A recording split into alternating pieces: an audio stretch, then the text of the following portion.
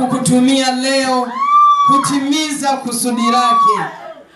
Mungu haangalii cheo, Mungu haangalii kimo, Mungu haangalii wewe ukoje au na nafasi gani. Yeye anaangalia ni nani anayemcha ili aweze kufanya mapenzi yake kupitia yeye. Haleluya. Jina la Bwana libarikiwe. Hivyo Mungu mchana wa leo anaweza akawa amekusudia kukutumia wewe kutimiza lile alilokusudia.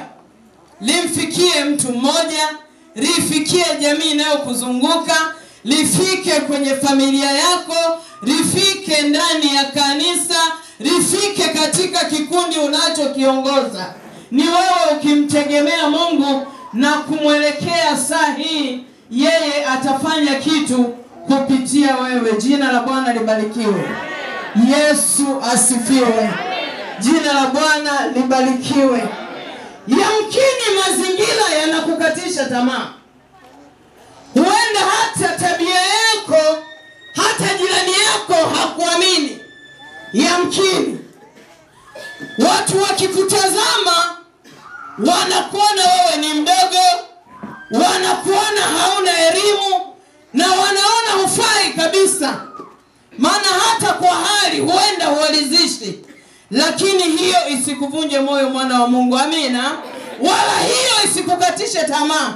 Yupo Mungu mwenye kushuka ndani yako, na ndiye anayeweza kusimama ndani yako na akayabadilisha yale mazingira yanayokusema vibaya, wale watu wanaokutafsiri vibaya, wakageuka kuwa wanakusifu wewe, na kutafsiri nzuri ikatoka kwako tena. Haleluya.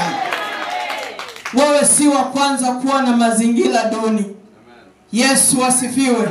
Wewe si wa kwanza kuwa na hali ngumu. Wewe si wa kwanza kuonekana ya kwamba haufai katika jamii. Wapo watu waliokuwa na tabia ngumu kabisa. Ukisikia unakata tamaa, na unajua Mungu hawezi kutumika na mtu huyu, na unajua Mungu hawezi kufanya jambo kwa mtu huyu. Lakini walipomwelekea Mungu na kumkubali yeye, ndio maana leo Rahabu akaandikwa kwenye Biblia yako. Haleluya. Hebu ungemwinulia Yesu makofi kidogo. Kama unaona hiyo hali ulionayo, Yesu anaweza kuibadilisha na ukawa mtumishi wa Mungu siku ya leo. Haleluya. Jina la Bwana libarikiwe. Yesu asifiwe. Liko jambo kwa mtu aliye tayari kutumiwa na Mungu mchana wa leo. Haleluya. Tukisoma habari za Yusufu, tukisoma habari za Daudi, Biblia yangu inaniambia Daudi alikuwa kijana mdogo na alikuwa mchunga kondoo. Hata ndugu zake walimdharau kwamba hawezi kusimama mbele ya Goliati.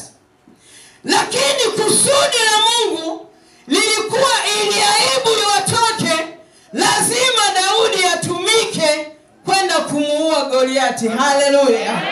Haleluya. Yamkini naona enda kufuta aibu ya nyumbani kwenu mchana wa leo. Punga mkono. Wala usiogope. Kwa Mungu yote yawezekana. Ni wewe kumcha Mungu, ni wewe kumwelekea Mungu, ni wewe kumkubali Mungu. Haleluya.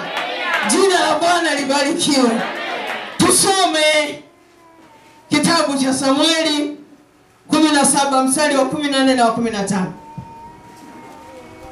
Samueli wa kwanza. Samueli wa kwanza mstari wa sura ya 17 mstari wa 14. Neno la Bwana linasema, naye Absalom na watu wote wa Israeli wakasema. Hapana. Twende wa pili. Samueli wa pili sura ya 17 mstari wa 14. Ndio hiyo. Wa kwanza.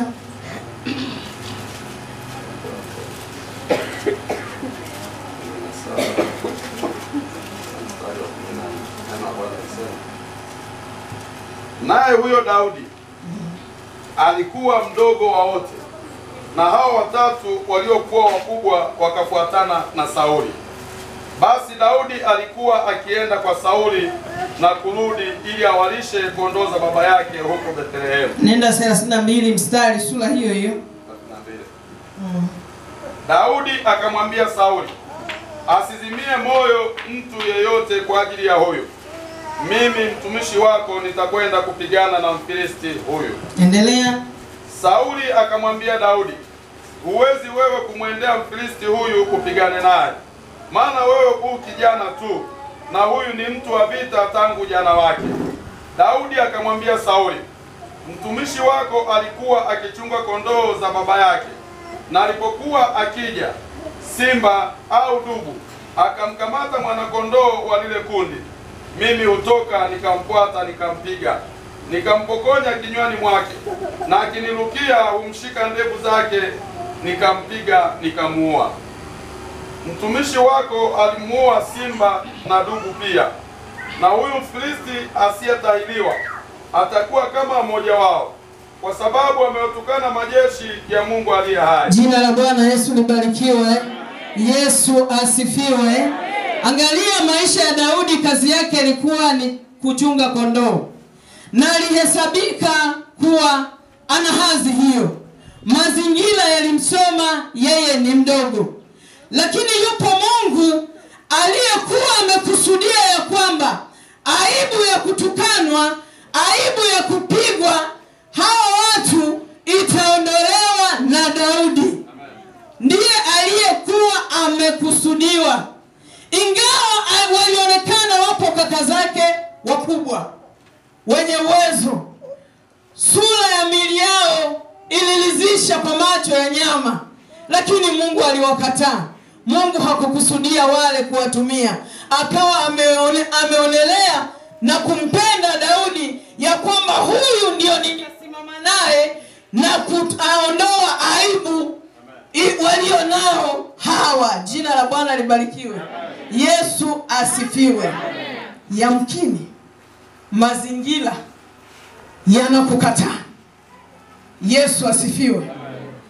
Yamkini ukoo unakuona huwezi kusimama hata kwenye kiti cha familia, maana hata uwezo wa kifedha hauna. Ngoja nikuambie, Yusufu akiwa mdogo, ndugu walimdharau na kumkataa.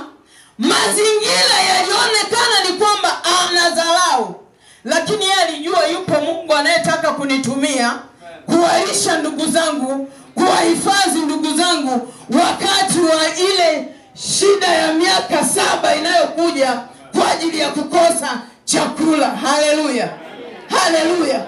Mazingira ya Yusufu yanamkataa, lakini Goliati anauliza, tupate wapi mtu mwema kama huyu ambaye Roho wa Mungu anakaa ndani yake?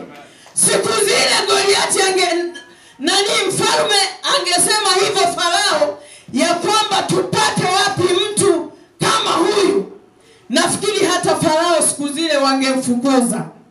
Jina la Bwana libarikiwe. Yesu asifiwe. Maisha yetu tumekuwa ni watu wa kwenda bila kumjua Mungu. Haleluya. Laiti tungemjua huyu Mungu, yamkini mimi nikimcha Mungu na mimi nikimwelekea Mungu, anaweza kunitumia nikawa sababu ya jamii yangu kutoka kwenye shida hii, ya ndugu zangu kumjua yeye, ya ndugu zangu kupokea baraka, ya ndugu zangu kutoka kwenye mikosi na laana. Ninaamini mwana wa Mungu mchana wa leo ungesimama na huyu Mungu na ukalibeba kusudi hilo. Amen. Jina la Bwana libarikiwe. Amen. Yesu asifiwe. Amen. Wewe sio wa kwanza. Mazingira yasikukatishe tamaa, ila lipo kusudi la Mungu ndani ya maisha yako. Yule Mungu anayetaka kukutumia, hebu mfuate mchana wa leo na umsikie leo, na anaenda kufanya jambo jipya juu ya familia yenu. Haleluya, haleluya. Twende tusome kitabu cha Waamuzi 15 mstari. Tuanzie juu kidogo. Anzia hata 12. Waamuzi 6 mstari wa 12, neno la Bwana anasema, malaika wa Bwana akamtokea akamwambia, Bwana yu pamoja nawe, e shujaa. Gideoni akamwambia, Bwana wangu, ikiwa Bwana yu pamoja nasi, mbona mambo haya yote yametupata? Yako wapi matendo yake ya ajabu waliotuhadithia baba zetu wakisema, je, siye Bwana aliyetuleta huku kutoka Misri? Ila sasa ametutupa, naye ametutia katika mikono ya Midiani. Bwana akamtazama akasema, enenda kwa uwezo wako huu, ukawaokoa Israeli na mkono wa Midiani. Je, si mimi ninayekutuma? Akamwambia, Bwana, nitawaokoa Israeli kwa jinsi gani? Tazama, jamaa zangu ndio walio masikini sana katika Manase, na mimi ndimi niliye mdogo katika nyumba ya baba yangu. Jina la Bwana libarikiwe. Amen. Yesu asifiwe. Amen. Mengine utajisomea huko, unao muda mwingi. Mazingira yalimkataa Gideoni kumsimamisha kama shujaa, akijiangalia hali yake ya kwamba ni maskini. Lakini Mungu amekusudia kumsimamisha Gideoni, ndiye yeye aweze kuvunja madhabahu zile na kusimamisha madhabahu zingine ambayo ni wa Mungu wetu. Haleluya. Yamkini hata wewe kuaga familia yako na kuja kumwabudu Mungu, kuna watu wanakudharau. Amina. Na wanaona ni kama unapoteza muda. Amina. Lakini ngoja nikutie moyo mchana wa leo, liko kusudi la Mungu ndani ya maisha yako. Amina. Ukimtegemea Mungu, ukimwelekea yeye, ukimcha wewe mche tu Mungu na uishi maisha matakatifu, Mungu anaenda kuondoa historia ya umaskini katika familia yenu na hautaitwa maskini tena. Mungu anaenda kuondoa historia ya kwamba kwenu hakuna msomi na itaonekana tena ni ile familia ya wasomi. Amen. Historia itabadilika. Amen. Amina. Usiogope mazingira. Siku zote ndivyo yanavyosema. Mazingira yanatanguliza dharau ya kwamba huyu tumemwona siku zote yuko hivi, kwa nini leo asimame mbele yetu?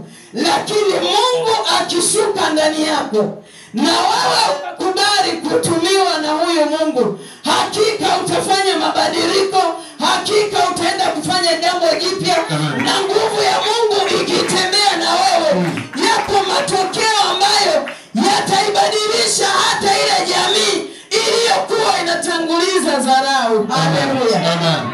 Usiogope. Amen. Jina la Bwana libarikiwe. Amen. Yamkini umejikatia tamaa kwa sababu leo umesimama, kesho umeanguka. Lakini leo simama tena kwa upya. Haleluya. Lakini leo tena mtazame Yesu kwa upya. Haleluya. Tukisoma habari ya Rahabu, jamii yote Rahabu alijulikana kama mwanamke kahaba, ndivyo Biblia inavyomzungumza. Lakini kusudi la Mungu kuiokoa familia ya Rahabu ni kwamba yeye amtumie Rahabu kuwaficha wapelelezi. Jina la Bwana libarikiwe. Yamkini wangefikia kwa watu fulani wakawauliza ya kwamba tuingie humo, wangeitaja ile sifa ya kwanza mbaya ya kwamba msiingie humo. Huyo mwanamke, yani mazingira haya hayaelezeki, lakini ashukuriwe Mungu anayeweza kumtumia mtu yeyote wakati wowote, yule mtu akiwa tayari kutumiwa na Mungu. Jina la Bwana libarikiwe. Twende tusome Yoshua 2. Yoshua 2 mstari wa kwanza.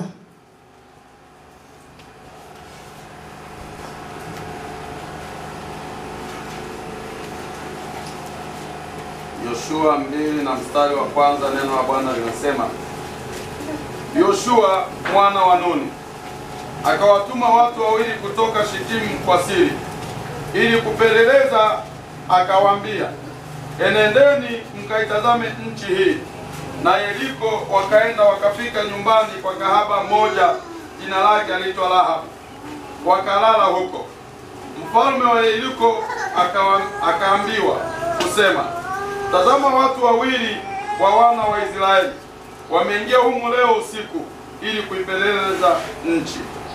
Mfalme wa Yeriko akatuma watu kwa Rahabu, akasema, watoe watu wale waliokuja kwako, walioingia ndani ya nyumba yako, maana wamekuja ili kuipeleleza nchi. Yule mwanamke akawatoa wale watu wawili, akawaficha, akasema, naam, wale watu walikuja kwangu, lakini sikujua walikotoka. Unaweza kuishia hapo. Haleluya, haleluya. Kusudi la Mungu ni yule mwanamke kahaba kuwaficha wale watu ili wasionekane, wasije wakakumbwa na mabaya. Mungu alipoona moyo wa mwanamke yule, haijalishi sifa yake ni mbaya, lakini alijua kupitia huyu mwanamke mwenye sifa mbaya, watu wangu niliowatuma watakuwa salama. Jina la Bwana libarikiwe. Nataka niseme na mtu mmoja leo, yamkini hiyo tabia ulionayo imekukatisha tamaa. Hebu mkubali Yesu mchana wa leo. Yeye anaweza kukaa ndani yako na kufanya yale aliyoyakusudia kwa kanisa. Haleluya kanisa. Yeye Mungu anaweza kukutumia wewe kufanya lile aliyokusudia kwenye jamii inayokuzunguka. Cheo wala hali wala yale mazingira yasiogopeshe. Wewe ni mtumishi wa Mungu. Haleluya. Hebu mche Bwana, epuka uovu. Yeye atafanya njia kwako mahali ambapo panaonekana hakuna njia. Jina la Bwana libarikiwe. Yesu asifiwe. Usiogope mazingira. Mazingira kazi yake ni kusema hivyo na kukuvunja moyo, lakini wewe mwelekee Yesu. Yeye ataenda kufanya jambo jipya, na kupitia wewe kuna vitu vitatendeka. Jina la Bwana libarikiwe. Yesu asifiwe. Angalia mazingira ya Yusufu, alikuwa ya kuuzwa na kutupwa, lakini Farao yeye anauliza, nipate wapi mtu kama huyu? Haleluya. Yamkini umezalaulika na huhesabiki, hata kwenye ukoo, hata kwenye jamii inayokuzunguka, lakini Yesu anasema, nipate wapi mtu kama huyu mchana wa leo, ili lile nililolikusudia kwa kanisa, lile nililolikusudia kwa jamii, nikatumike na mtu huyu ambaye mazingira yanaonekana ni duni, ambaye hali yake inaonekana ni dhaifu, lakini mimi nikishuka ndani yake na utukufu wangu ukashuka kwake, hakika nitaenda kufanya njia mahali pale panapoonekana hakuna njia. Ni mimi Yesu nikishuka nitafanya hayo. Amen. Jina la Bwana libarikiwe. Amen. Yesu asifiwe. Amen. Usiogope mazingira, mwana wa Mungu. Amen. Ikiwa tunaye Yesu. Usiogope mazingira, mwana wa Mungu, ikiwa unamjua Yesu. Usiogope ni nani, anasema nini, nani wakati gani. Haleluya. Biblia yangu inaniambia hivi, Mungu huwa anavitumia vile vinavyoonekana vidhaifu, vinyonge, ili aweze kumwaibisha yule mwenye nguvu, ikiwa hatamtegemea yeye. Kwa hiyo udhaifu wako usikuweke nyuma. Jina la Bwana libarikiwe. Unafikiri umaskini wa Gideoni Mungu angemrudisha nyuma, ya kwamba wewe ni maskini? Hakuna jambo jipya ambalo lingezaliwa kwenye familia ile. Haleluya. Haleluya. Sasa Mungu anaweza kutimiza kusudi ndani ya maisha yake kwa watu, ndani ya maisha yako kwa watu, ikiwa wewe tu lile Mungu leo utalipokea. Lile Mungu atakaloliagiza mchana wa leo utalifanya. Lile litakalosemekana mchana wa leo utalisikiliza na kulifanya. Ndipo hapo Mungu anaona ya kwamba mwanangu huyu ametii, mwanangu huyu amesikia, mwanangu huyu ameshuka. Sasa mimi Mungu ninashuka kwenda kufanya makao kwake. Haleluya. Ogopa mwana wa Mungu. Mungu ahuzulie ndani yangu leo kufanya makao. Nitafanya mambo ya ajabu sana. Haleluya. Haleluya. Kwa sababu hata utumishi wangu nitajua ya kwamba si mimi, yupo Mungu. Nitakapokutana na changamoto, nitaipokea ile changamoto, ninajua hii aibu inayonipata ni ya muda, lakini yupo Mungu aliyenituma. Haleluya. Nitakapokutana na uhitaji wote, najua ya kwamba Mungu hataacha nife na njaa niaibike, maana yeye ndio amenituma hapa. Haleluya. Haleluya. Yamkini hata kuna huduma fulani inafukuta ndani yako, lakini ukiangalia hali, ukaangalia uwezo wako, unasema hapana Mungu, ngoja kwanza. Unaumiza moyo wa Yesu. Haleluya. Unaumiza moyo wa Mungu. Haleluya. Hebu wewe mche Bwana mchana wa leo. Tafuta kujua mapenzi ya Mungu mchana wa leo. Mungu huyu tunayemsema katika madhabahu hii, mwana wa Mungu, ataenda kufanya njia mahali pasipo na njia. Tusome Yohana 14 mstari wa 23.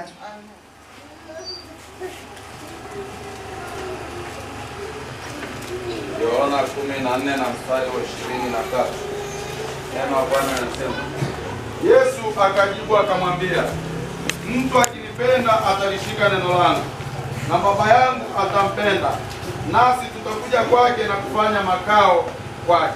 Jina la Bwana libarikiwe. Amen. Yesu asifiwe. Amen.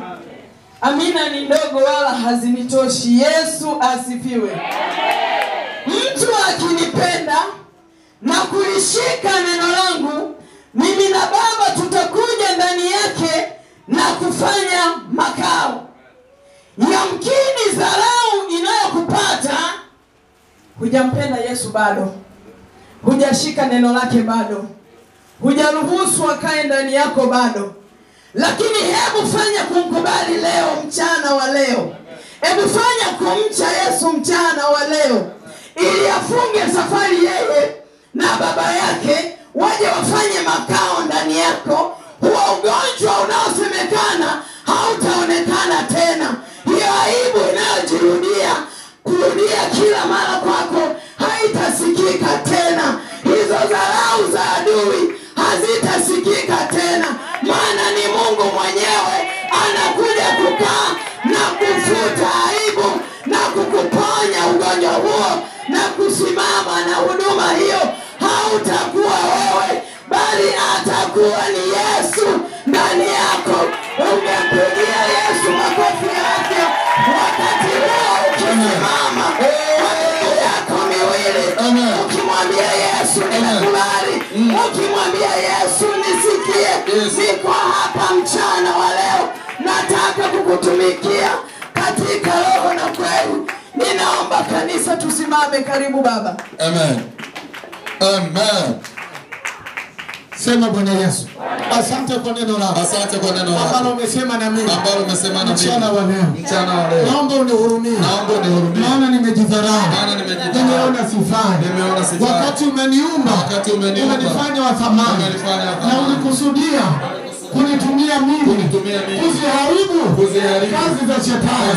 Mipango ya shetani. Malengo ya shetani. Bwana naomba. Unisamehe. Nimesikia neno lako. Nimeamini.